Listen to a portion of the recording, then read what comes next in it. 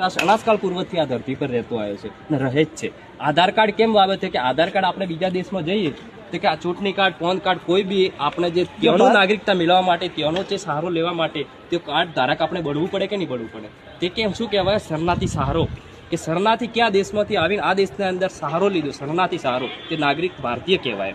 કે આ જે સમાજ છે તે ભારતીય નથી, આ સમાજ છે તે નાગરિક નથી. આ સમાજ છે તે કોઈ દેશમાંથી ગયો નથી ને કોઈ દેશમાં આવેલો. આ દેશનો છે, એની બેટર છે, જન્મજાત છે, વતની છે.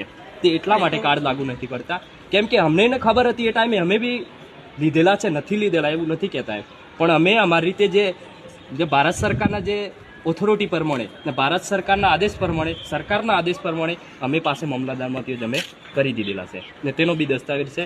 એટલે આ તો તમને હું ખાલી કહું છું. મારી વાત સાંભળો, જો તમે આજે મને અરજી આપો, કાલ સવારે છે ને હું આગળથી અહીં ફોરવર્ડ કરીશ, તમારે નકલ જોઈતી તમને નકલ આપીશ, બીજું શું જોઈએ? પ્રૂફ.